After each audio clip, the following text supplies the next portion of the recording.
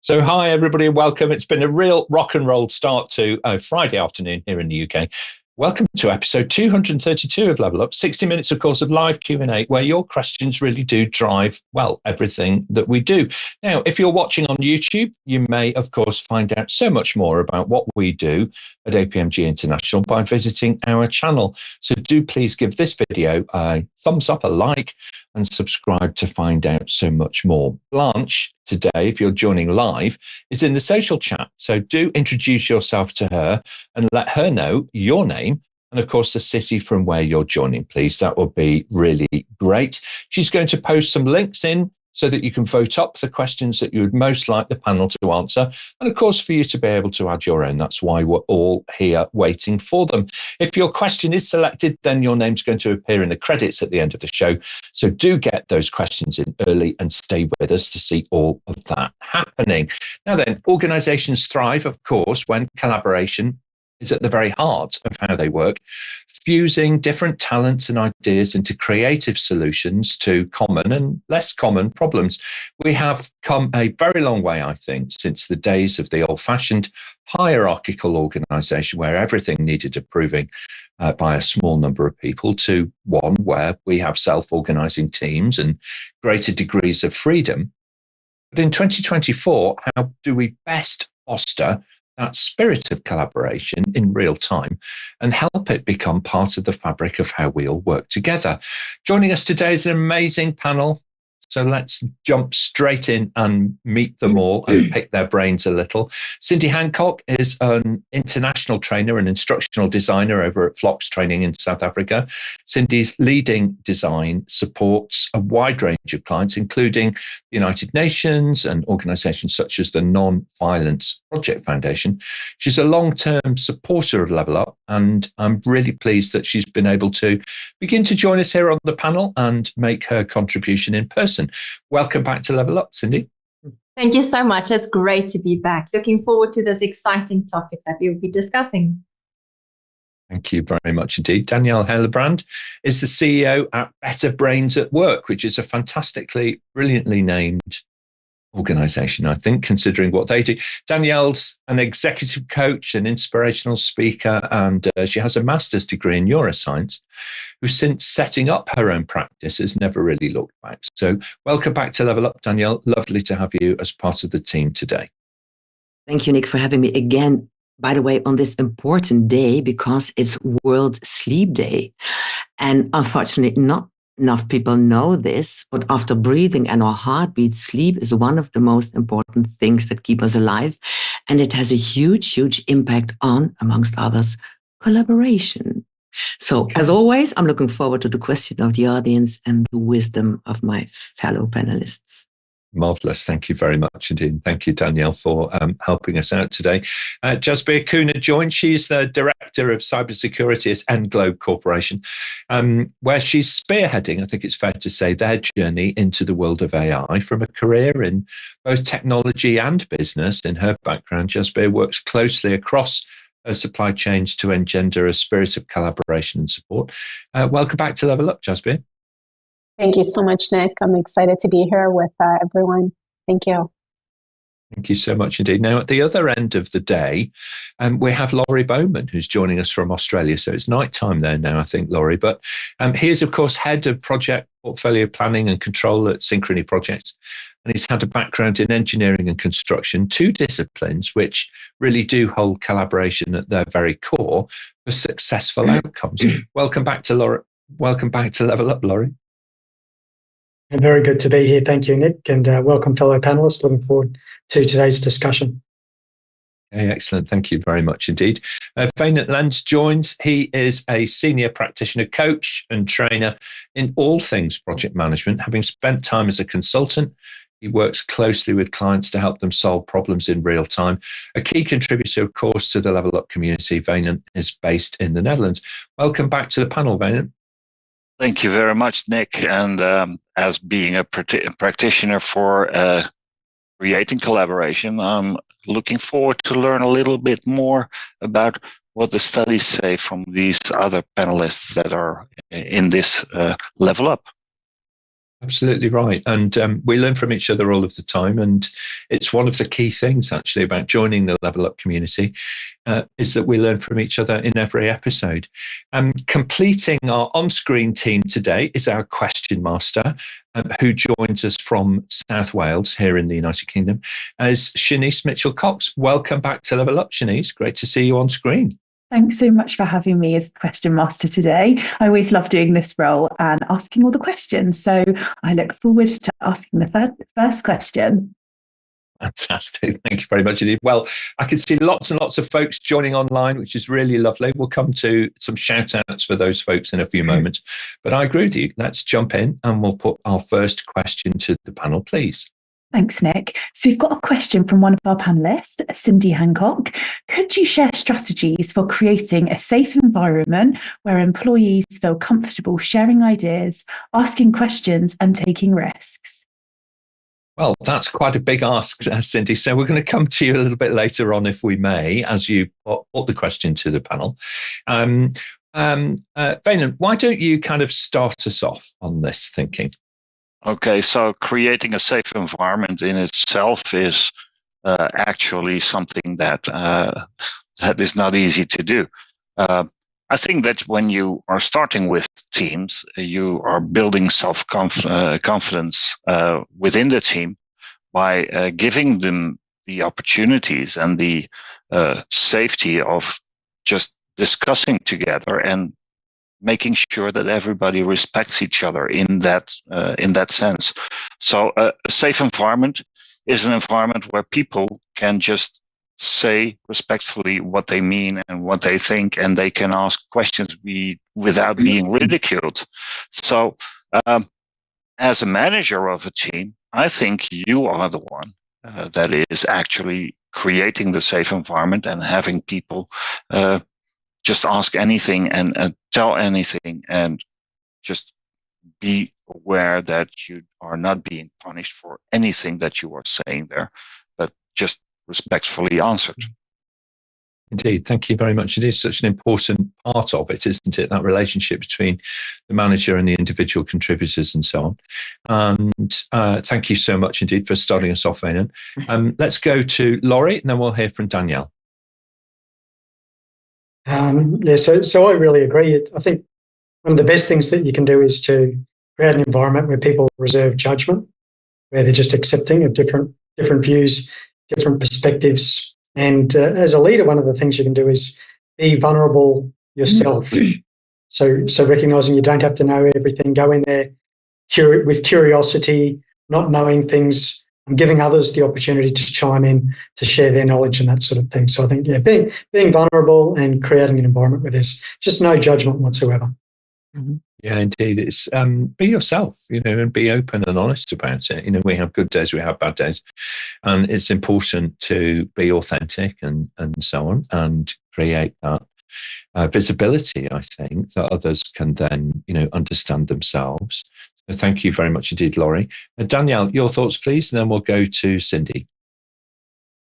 Well, I think it's also important to walk the talk. We talk a lot about psychological safety, creating open and safe work environments. But in reality, I see companies where that's not the case. It's window dressing. They talk about that, but they don't do it. And I am with Laurie. It starts with leadership, but also with all the members of the team. They all have to be aware of the fact that they have to create the safe environment together. And it's walking the talk for all of us. And we have this built-in feature in our nervous system that can feel if there is a warning or a welcome feeling. Do I feel welcome enough to open up and to be vulnerable and talk about things that bother me or that I need help? So do I spread as a leader and as a team member that feeling of welcome? Or are these just words and you have a feeling of warning when you are around me? So walking the talk is so important. It's quite interesting, isn't it, as well? Because I think, we do get that sense, and we get it in all directions. It's not just from an individual contributor. I think it's also from, everybody in the meeting. People see directly the manipulation that happens, and so they can read that like a book, and it's obvious to them. It becomes really very evident very, very quickly indeed. So thank you very much indeed, Danielle. Appreciate that. Jasbir, your thoughts, and then we'll go to Cindy. For myself, I just wanted to say that a lot of times when we're looking at collaboration, communication goes hand in hand, and a lot of it involves soft skills. And we, or at least I, at a time thought, hey, I have all of this, right? I don't need to learn it. It's like, we're humans. It's just common. We all have it. And this is where I think there's a lacking at the organizational aspect, where we take for granted these skills that we may not have. And as leaders, it gets harder because you're like, no, like, I don't need to focus here. I have other stuff to focus on. So I think as organizations, to take a step back and really say, what kind of training do we need to level and create the foundation, and then we can build on it. Because I think some of the tools and stuff that you get from training, you're not able to get yourself. So that's very important. Yeah, absolutely right. I don't think we invest enough in that, thinking about those practical training interventions, learning interventions that may help, people actually equip themselves with a broader range of skills to maintain their resilience, and also the way in which they interact and open up to others. So thank you very much indeed. Cindy, you put the question to the panel. You also work in this space. So I know that you've kind of trying to, learn and share at the same time. What are your thoughts? Thank you, Nick. And it's right. I am an eternal learner, so always ready and open to receive learning from everyone. But I think, and I agree with all the panelists, that we need to promote psychological safety and establish a culture where employees do feel safe expressing their opinions and their ideas without fear of criticism. Also leading by example, demonstrate that openness, the vulnerability, as was mentioned, and that willingness to listen to other people's perspectives. I think it's also important that we keep in mind that we need to encourage diversity and inclusion, because when we embrace this, the different backgrounds and experiences within the workforce, we create opportunities for employees, maybe from different disciplines, different demographics, to collaborate and to share insights. And, we can celebrate these unique perspectives. I do think that, offering training, as was mentioned, but also mentorship programs can really help employees develop their skills and confidence. We could even get reverse mentoring, which is something that we can discuss in more detail later. But I think it's also, just my last point here is to create collaborative spaces. So design physical, but also the virtual workspaces that facilitate collaboration. So, really foster that culture of accessibility, approachability, where people can feel comfortable to reach out to colleagues and give their input and support. I think you're right. I think that, we all have worked in or visited at least those collaborative workspaces now, where, the WeWorks of this world, the Regis Centres, and there's many other different suppliers of this kind of hybrid working environment for people, so that you can get that social connection as well as the technology connections, that you need in order to be performant. And you look at the physical environment and you think, well, this is quite funky. There's different seating arrangements. There are quiet spaces and, creative spaces where people can work together in different methods and different ways. But architecting our meetings online to equally offer a variety of different experiences, often we don't do. We just use the same kind of approach, don't we? Most of our meetings follow a certain formula. And so I do wonder sometimes, if we ought to put more thought into that and deliberately engineer an online meeting, perhaps in a different way, depending on what objectives we might have for it. So thank you very much indeed. Great commentary there also about mentoring. And I think we'll come back to that in the panel a little bit later. In the meantime, let's jump over to social and see who has been joining us today and who is online and ready to ask their questions. So Zolani is joining from Gauteng in South Africa. Welcome, Zolani. Great to have you as part of the Level Up community today. Looking forward to reading your questions online in a few moments. So that's really brilliant. Also online today is Mark. He's rejoining from Izmir over in Turkey. So thank you, Mark, for flying the flag for your city and also your country. Also a regular follower of Level Up and a strong contributor actually in the chat. I've read many of your comments, Mark, on other episodes. Always the voice of common sense, I think, kind of coming through there. Odeli is with us from London. I do apologise. It's Odell Campbell tuning in from London. Thank you so much for joining us today, Odell. And it would be great to hear your thoughts and comments as well as we go through the show. And last but not least is Boleslaw. As you know, if you're a regular viewer, Boleslaw joins us from Poland.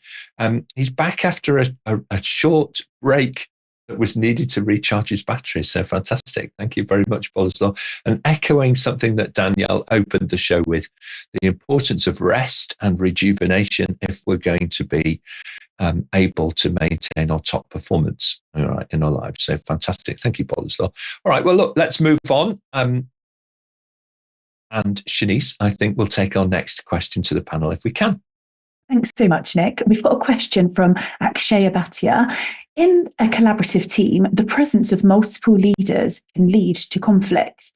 How can these conflicts be managed to ensure efficiency in business processes?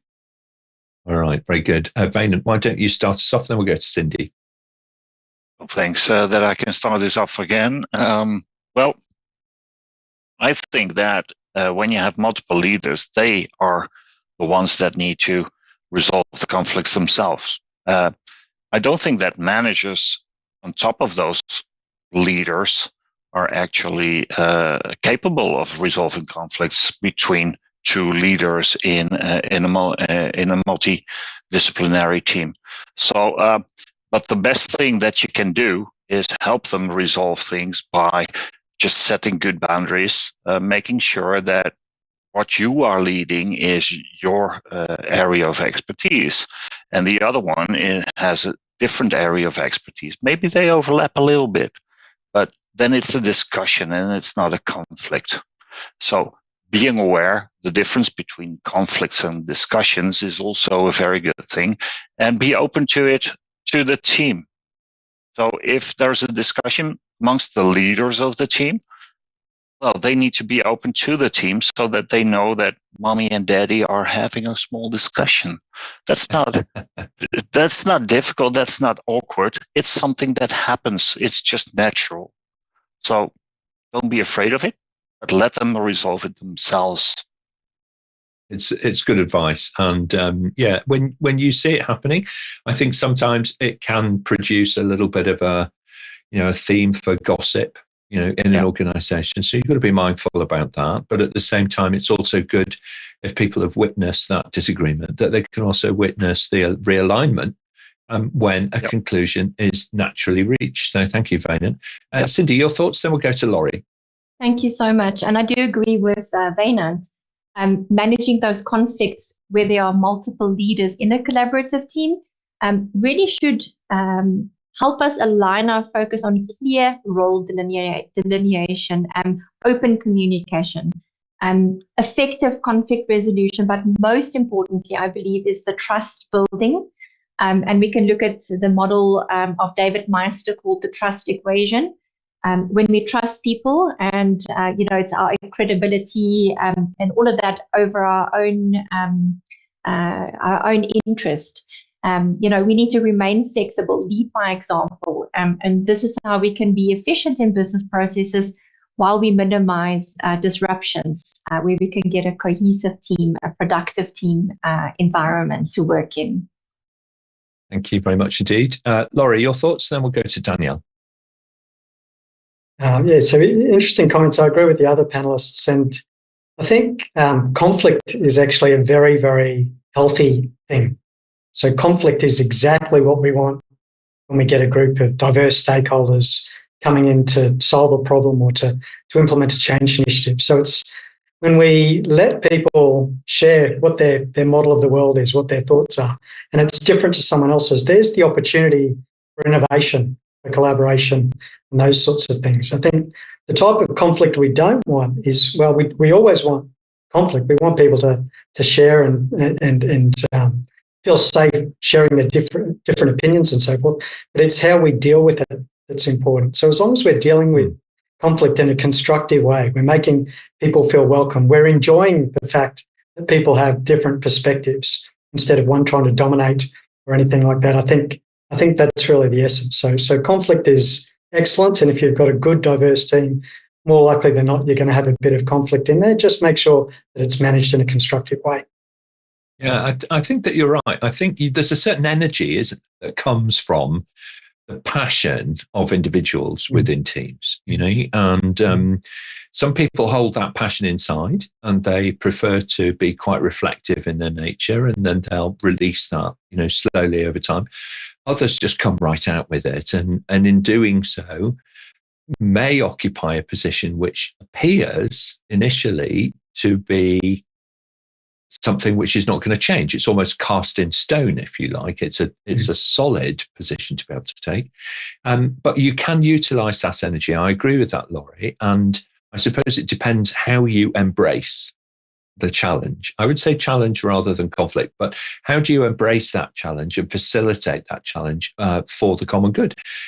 So we'll get onto that in a few minutes, I think. So thank you very much indeed, Laurie.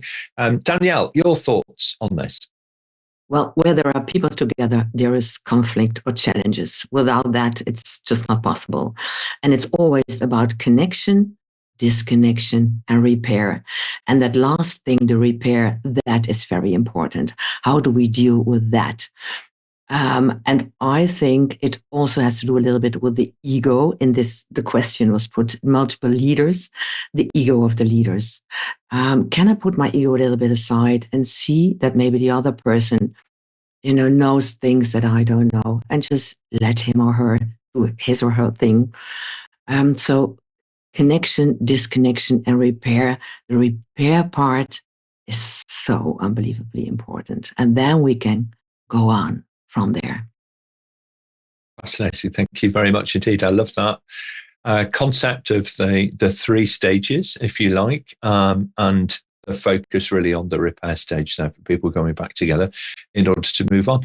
What a really great question, Shanice. I think that was a fantastic question to have right at the beginning of the show. So thank you very much indeed for submitting it. We really appreciate it. Shanice, I think what we'll do, if we may, is move on and we'll take our next question to the panel. Of course, thanks, Nick. We've actually had a live question just come in from Mark Rosner. With so much virtual meetings, what tools can be best used to brainstorm? Oh, now then, we all have our favourite tools, don't we? So I think we're going to get a range of thoughts and ideas and suggestions for you here, Mark. So Jasbir, why don't you start us off? And panel, I would suggest, why don't we suggest one each, okay? And then if you have a second one that you want to suggest, raise your hand again. We'll come back to you. Start us off, Jasbir.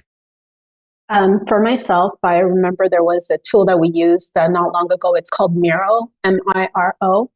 And the cool aspect of this tool was that everyone actually went in and you were able to do stuff. So even though you weren't together, it felt still like you were collaborating together, and you were, providing certain, depending on what the exercise was, you were providing your feedback to it.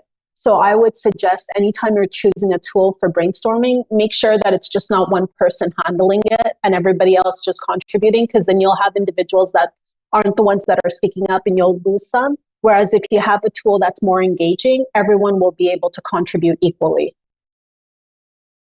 Yeah, I agree with that. The user interface, particularly on Miro, is super easy to pick up and learn.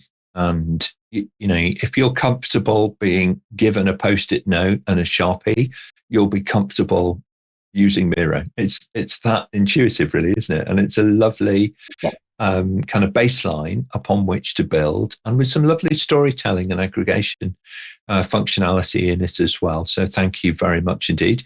Cindy, let's come to you next. What would you suggest as a tool that people could use for online brainstorming? I was going to pick Miro, but now I'm not. Miro, of course, being like a virtual Kanban that we can use. I've recently had the pleasure of working in a program called Notion, which is really a great tool to use when managing projects, where you can map timelines, you can map especially in the training world as well. You can even build your skills frameworks in there, who's responsible for what, by when. So really, I think similar to Monday.com, if I'm allowed to mention another one, but do check out Notion. I think it's a fabulous tool to use, especially for those, also, like I said, that's in the project management world as well. Yeah, absolutely agree with that. If you're a mobile first person and you like the concept of an app over a browser-based experience, I would say reach for Notion, because it was designed from the ground up to be mobile first, and it plays really, really well on different operating systems, and actually now has a quite significant community around it of integrating it with other applications. So we use bookmarks for our YouTube videos, for instance, and we've been looking at using Notion to capture special moments in our live streams and be able to capture that moment and then move on. So it is actually integratable. Is that a real word? It's easy to integrate, better English, with a whole variety of third-party applications and tools as well. So thank you very much indeed for that suggestion. Couldn't agree more with that. Laurie, your thoughts, please, then we'll go to Wijnand. Padlet is a really good one that I've seen used. So really good for giving people a chance to brainstorm, put their ideas out, using this sort of post-it note concept. And it becomes useful then as well for sort of organising the thoughts. So once you've had the brainstorming session, get the scattergun of ideas. It's very useful for grouping the notes, colour coding, organising and that sort of thing. I've found it also very good for introverts. So sometimes introverted people may not contribute as much when they're required to verbally, but if they can privately sit there at their PC, add post-it notes and organise ideas, I think it's really good for engagement on that level as well. Yeah, thank you very much. I had to figure out how you spelt that, because when you said it quite quickly, I was trying to grasp it. But I think we've got it now. So it's Padlet, and we will find a link to it to be able to post into the social chat for people. We've got lots of recommendations here. I do hope nobody's on commission, but they're great to be able to hear, because if you've used them firsthand, you're just recommending from the heart then, aren't you? And you're not being bombarded with, sign up here and do this and do that and do the other. But these are all just tools that we've all found super useful. Wijnand, your thoughts, please. Yeah, so I saw Mural coming along already with the QR code in the bottom. I really like Mural. It's a little bit like Miro, but what the difference is that Teams, for instance, that we use at Capgemini Academy as the main tool for delivering trainings, is integrating with Mural. So we can devise our murals in the training itself, and then people can just work together on it. And there are many possibilities in the meantime in Mural. In the beginning of the COVID pandemic, it was a little bit bare, but now there's a mind mapping in there, and there are a lot of pictures in there, and you can just drag and drop files and things like that. So if we have a case with a training, then okay, then we can just drag and drop that case on the Mural, and so nobody has to just go and find the case, but they just can read it on the Mural itself. So the integration with Teams together with Mural, that would be my favorite. Yeah, I agree with that approach, Wijnand, because a lot of larger organizations have settled on their infrastructure. And so they've chosen Zoom or Teams or, one of the collaboration platforms for voice over IP and video meetings and, screen sharing and the like. And whichever one you choose, do talk with your IT operations team and your IT security team, because many of the software that we've been talking about are also available now as a connected app within a certain ecosystem. So there's an apps marketplace for Microsoft 365, and there's another one for Zoom. And there are various apps marketplaces around that you can work with your IT security folks on and decide which is going to be the most relevant for your organization. So do that. I would recommend that thoroughly. And it's a massive improvement in experience when within a Zoom call or a MS Teams call, you can actually just call up that app in the meeting. People are familiar with it, and there's no barrier then for them to be able to contribute, which is a really nice experience. One thought that I would leave you with is something called MindMeister. It was a very early on parade way in the cloud of capturing ideas and thoughts as a mind mapping approach in the first instance. Again, multi-user. Became multi-org as well. So you can have it in different teams and different levels and this kind of stuff.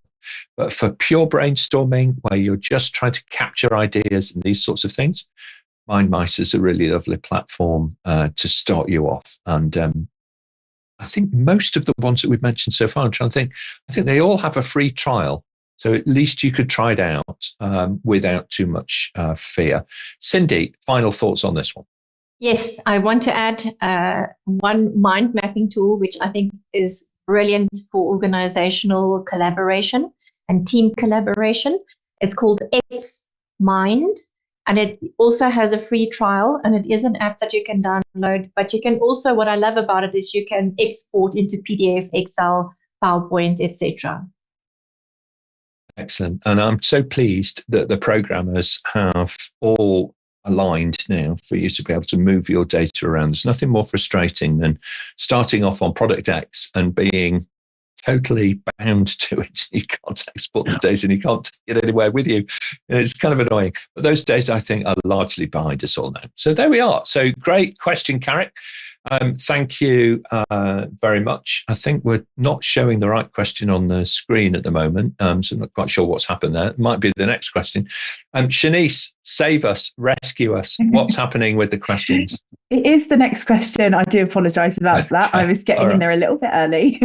But this is from one of our regular viewers, Carrick Brown. How can we make collaboration more neuro-inclusive? All right. What a great question. Carrick always phrases short but powerful questions, I think, and setting our spaces out so that they can be more inclusive, a variety of different ways of thinking is super important. Danielle, you advise people a lot to kind of consider all aspects of the way in which different people think and think through challenges and think through problems. What are your thoughts on this? Well, 8 billion people in this world, 8 people, different ways of seeing the world and different brain structures, etc. So we're all on a spectrum. We're all kind of neurodiverse. And I always think, how can you understand business if you don't understand people? If you want to pick the wisdom of the minds of all your people, whatever they can or cannot do, look at the strengths, look at the things they have to offer. Just be curious. And it starts also with us as a leader and also all the other people in the team. Just be curious. Look as an anthropologist at the people around you. Be very concentrated on what they have to offer and respect that and do something with that, because so many people just have their own focus and they think they know how the world has to work, has to react. But the interesting thing is, and you can get so much out of it if you respect and you pick all people's brains and wisdom on whatever spectrum they are. So it also starts with us as leader. Thank you very much indeed. Thank you. Cindy, your thoughts, please, and then we'll go to Laurie.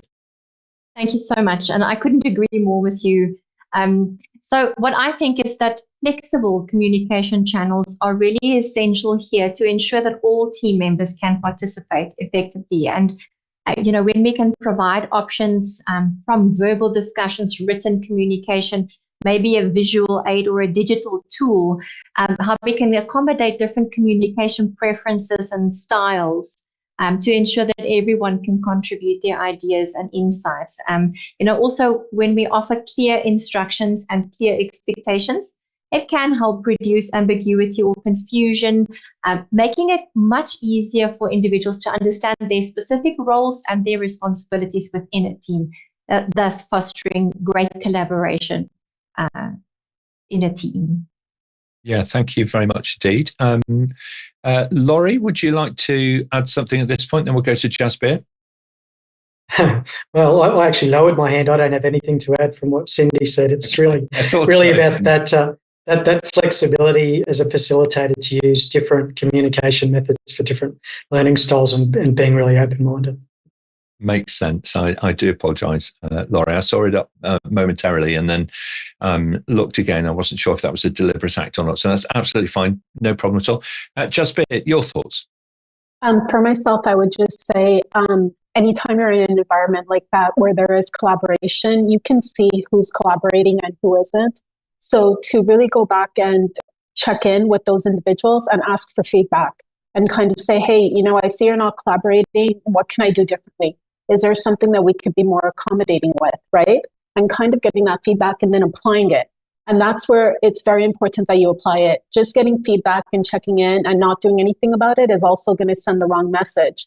But being able to get it back and apply it, and then a lot of times what I've noticed is you'll start to see that person really say, hey, this person cares and they want me to contribute, and they'll start to contribute because now you're creating a path for them that they can walk down.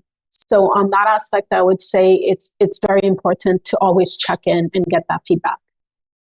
Yeah, absolutely. I completely agree with that. Now, one of the techniques that came up some years ago was the idea of walking side by side instead of sitting across facing other people.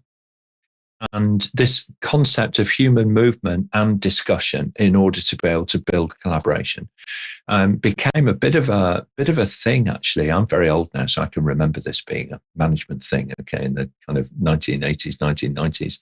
But actually going on a walk with somebody where you're walking next to each other rather than necessarily sitting facing each other, it's remarkable how that change in position, physical position, and the energy through movement actually liberates people to feel confident enough to be able to share their thinking in perhaps a different way that you might get if you were sitting face to face.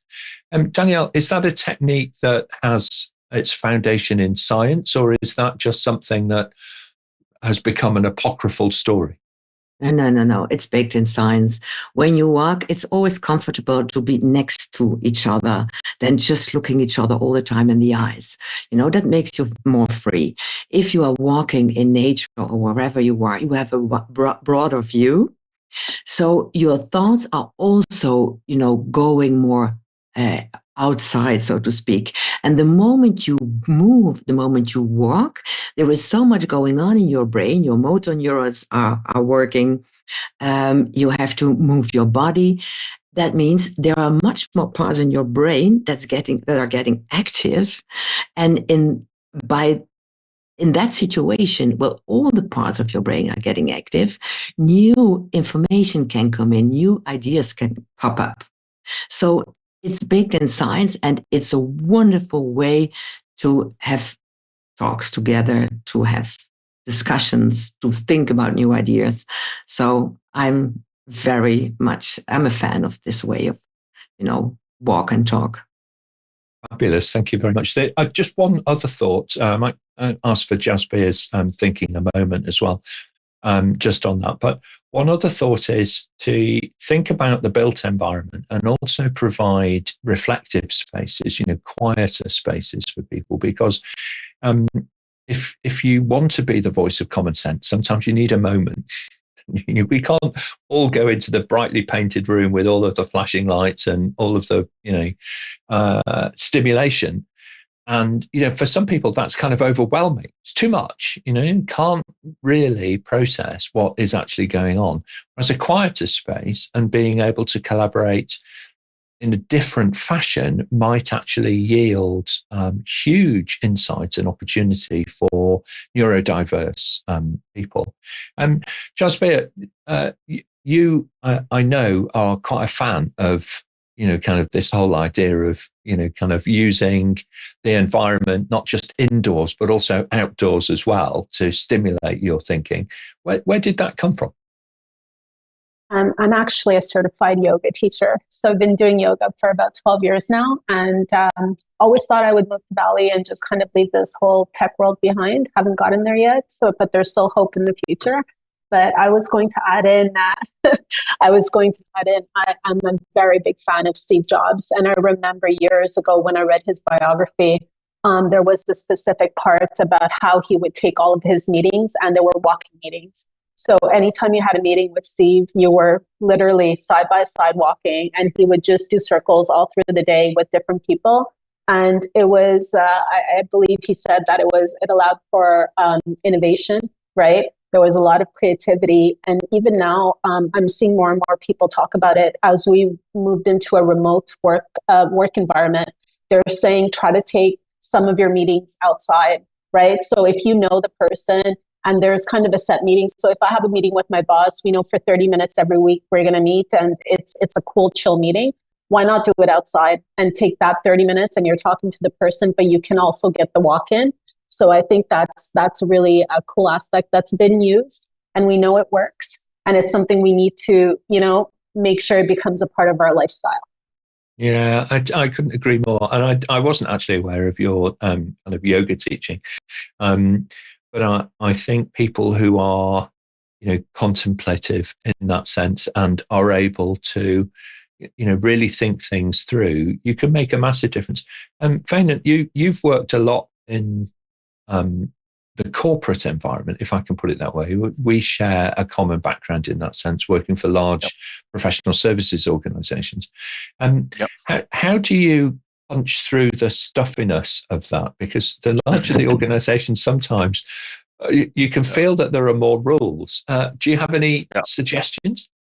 Well, actually, what I did a lot of times during the week, I had those lots moments, the legs on the table moments, in which we just sat down informally, loosened our ties, and just talked about what was happening during the week and how to resolve things. So as a project manager, I wasn't the manager of the project. I was the facilitator of the project, actually, and worked together with the team in order to get us through everything and really get back to what was important for the project. And the team needed to contribute to that. And although I know a lot of things, the team always knows more than I do. So, and those moments of just informality, just having a cup of coffee and just sitting next to one another in an informal way, help the team to speak more freely and just come up with ideas that helped. Yeah, absolutely. Thank you very much indeed, Wijnand. Now, Shanice is in the background, of course, listening to all of this. And, I think actually you had some thoughts as well that you'd like to share on this, Shanice. Please go ahead. Thank you so much. I think as well, we need to remember how important our environment shapes how the way we work. If we think of a little seedling when you're gardening, if the environment isn't right, that seedling's not going to grow to their best possible life that they should do. So I think we should all think about the environments we all need to grow to the best person that we can be. Yeah, it's a really good metaphor, actually, because you may remember that the English have a bit of a thing about soccer. They have a bit of a thing about football, as we call it. Okay, and when our national stadium, the Wembley Stadium, was re-engineered, one of the challenges that they had, because the roof is largely all closed in, was that there wasn't sufficient breeze on the little grass leaves, the individual grass plants on the pitch. And so it was terribly weak and it was failing all of the time. So now they blow artificial wind across to strengthen all of those little seedlings to keep them at the optimum level of strength, because everybody needs a little bit of headwind to be able to keep themselves fit and working well. So there you go. So great metaphor. Thank you very much indeed, Shanice. All right, very good. Let's move on if we can, and we'll take our next question to the panel, please. Thanks so much, Nick. We actually have another question from Carrick Brown. So thanks for submitting, Carrick. In your professional experience, are there particular models of collaboration that work better with different groups of stakeholders? All right. Okay. Well, this is interesting, isn't it? So, particular models of collaboration. I do think that stakeholders, by their nature, some of them are immediately available to project teams, and others may be a little bit remote from the project team, from the day to day. So, you do need to think about the frequency and the recency and the nature of the way in which you're engaging with those stakeholders. Cindy, you do a lot of this work with your clients. What are your thoughts on models of collaboration that may work better and might suit different groups? Thank you, Nick. I'm all about agile collaboration. I think agile collaboration emphasizes flexibility, that adaptability and rapid iteration in response to changing circumstances or maybe even feedback. I do believe that this, and I have found that this model works really well in a dynamic, fast-paced environment, such as many of us find ourselves in such environments. And by breaking down tasks, chunking them down into smaller, manageable increments, we really embrace continuous feedback and improvement. Agile collaboration can really accelerate our progress and our innovation as well. Thank you very much indeed. What a great thought to link all of that together in the way that you've done. Thank you. Wijnand, your thoughts, please. Then we'll hear from Laurie. Well, I agree with Cindy, of course, on the agile way of working. Only the problem is that not all teams are capable of agile working. And especially the team members that actually think that everything has to be spelled out for them so that they can build things. Those are not really capable of having the flexibility in the mind that they need to work agile. So what I envision normally is look at what people do I have in the team. How can they work together? And during my trainings, I always tell people, be aware, not everybody is the same. So you can say, okay, we are going to work agile, but if somebody is not agile in the mind, they can't work agile. You can't force them to be agile. You can't force somebody to be lenient, or can't force somebody to be flexible. Yeah, so they have a nature, and you need to work with that. And especially with teams that are abroad, which are not really capable of interacting with you when you are here in the Netherlands, as I am, working with somebody in Australia, like Laurie is, that is time management already very difficult. So there's a big gap there, and there's a culture gap, and everything that's going around. So be aware that you have people with different mindsets, with different ways of looking at it, with different cultures, with different ways of thinking. So be aware that you need to accommodate them also to work together. Thank you very much indeed. It's such an important aspect, isn't it, to consider not just what you're saying, but also how somebody else may be interpreting that, on the receiver end as well as on the transmit end, if that makes sense. Laurie, final thoughts on this, please. Yes, well, I agree. I think that the greater the degree of novelty and innovation, the more likely the agile ways of working are to be most effective for collaboration. If it's a little bit more traditional style of a project without that much innovation, you're more likely to lean towards the waterfall technique. Similarly, engaging with stakeholders, more senior people generally tend to like visualization, colourful charts, things like that, whereas at the more detail level, people are going to tend to prefer spreadsheets with detailed tables and things like that. So really listening to your customers if you're trying to facilitate collaboration, checking out what their styles are, and trying to create an environment that suits them. Thank you, Laurie. Really good point about the difference in what people are looking for out of this as stakeholders. Some people are very detail-oriented, others more visual in their preference, and are more willing to accept a story being told at a high level and then ask questions to drill down. Other people want to go from the bottom up. So it's definitely worthwhile considering. Get to know your stakeholders, I would suggest, and try and figure out what it is that they prefer, what their preferences are, and see if you can meet some of their needs at least. Very good. I think, Shanice, we've got time for one final question to the panel if we hurry. Thanks so much, Nick. We've got a great question from Cindy Hancock. What are the main challenges organisations face in building a culture of collaboration, and how can they overcome them? All right, panel. So here's one of those questions where we kind of highlight, if you like, our top one or two of the most observed or perhaps most recently memorable. I don't know, whichever your order of prioritization is going to be. Jasbir, why don't you start us off, and then we're going to hear from Laurie. For myself, I would say be conscious that right now we're at a time where there's, I believe, 4 generations that are working at the same time. And we've never had so many different generations in the workforce at the same time. And when you look from somebody like a Gen X to a Gen Z, the way that they're working, the way they want to collaborate, it's very different. And this is where, for us, it's to be aware of these different generations. Some like to be face-to-face talking, others prefer email. So that's where we need to make sure that we're aware of this and that we're applying it properly so everyone is able to really come together in this culture that we're trying to create at the organization. It's quite a big ask, isn't it, of everybody now, to be able to kind of differentiate our approach on such a scale, and but I agree with you.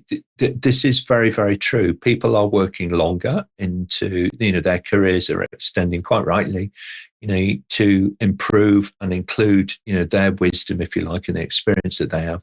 And then at the opposite end of the career spectrum, we have early career people who have a very different educational experience leading up to the world of work, and different ways of working and different tools that they want to use as their kind of starter for 10, if you like, their go-to situation. So thank you very much indeed. Laurie, your thoughts, please, and then Wijnand.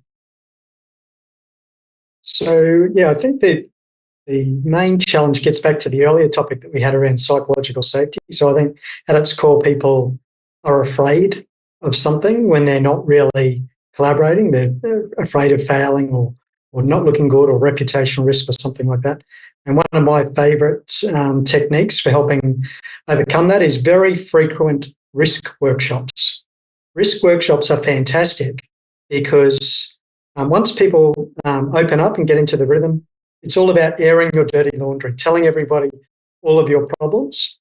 And so if you're having them frequently, it suddenly becomes a bit of a cultural thing where people become used to sharing all of the bad news, helping other out, sharing resources, coming up with ways of overcoming them. So yeah, frequent risk workshops, definitely a very useful way to overcome collaboration problems. Thank you very much indeed. Thank you so much. Wijnand, your thoughts, and then Danielle.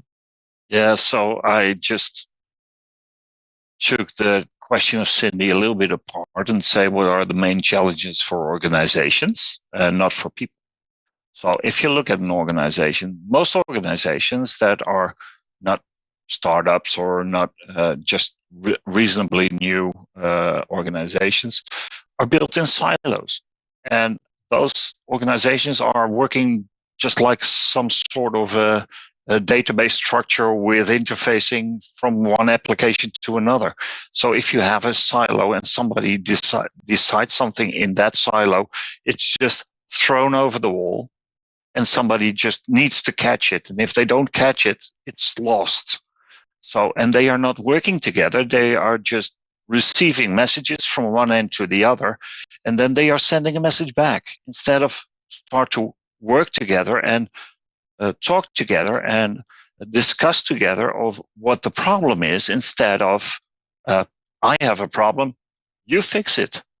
Yeah. So those are the things that are, I think, very difficult to solve, because there are a lot of old gray men like me sitting in the managerial chairs there and deciding that the organization should be structured like this. But we need to let go of the fixed structures if you want to have a very good culture of collaboration. Doesn't mean you have to loosen and get rid of your experiences and your value propositions in your company, but you need to let go of the walls between departments so that they can work together. Thank you very much. Really good point. Thank you, Wijnand. Danielle, your thoughts, and then we'll go to Cindy. Well, several thoughts. We mentioned it earlier, reverse mentoring. Getting to know each other, getting to know each other's ideas. It can be an older people with younger people, or more experienced with new people in the company. We haven't touched on the subject of recruitment. It's so important. Who do you put in a position of power? Which people do you get on board? Laurie mentioned vulnerability. If I open up, you feel also safe to open up. And another thing I want to mention is, I mentioned at the beginning of our show, sleep. If we don't take care of ourselves and take time to regenerate, exercise, eat good food, but especially sleep. And if we have too much stress, we don't have the bandwidth to see the other. It's like an internet connection. Sometimes there's not enough bandwidth, and we cannot hear each other quite well, or not see each other quite well. And that bandwidth we also have amongst each other as people. And if I'm tired, if I'm stressed, I just don't have the bandwidth to see your point of view, to connect with you, to get attuned with you, and to pick up your wonderful ideas, and vice versa. So taking care of your health and taking care of yourself, not in a me, myself, and I kind of way, but really take care of yourself. And I cannot say how important sleep is to regenerate and have the bandwidth to go fresh to work and meet people and talk to them and innovate and collaborate. Absolutely. Thank you very much indeed. And Cindy, you asked a question. Final thoughts from you. I love all the answers that I got, because that is exactly how I was going to answer, all about silo mentalities. But I also want to bring in fostering trust and open communication. I believe that will break down those barriers, or assist in breaking down those barriers, managing the conflict. Silo mentalities can really hinder cross-functional collaboration and innovation. So, through proactive measures to address these challenges, we can cultivate that culture of collaboration, that fosters that sense of belonging and fulfillment among employees. So, yes, breaking down silos are not easy, but I do believe that good quality communication and you working with communication technologies and roadmaps, we can really overcome those silo mentalities. Thank you so much. Thank you very much, panel. It's been a really interesting journey today through this area of how do we create and improve and sustain collaboration in organizations. Caleb, I'm so pleased that you're getting value from the panel. I think there's been huge value today, actually, in experiences shared and challenges faced jointly and individually across the panel. So let's hear our closing remarks. Jasbir, if I may, I'll come to you first, and then Danielle.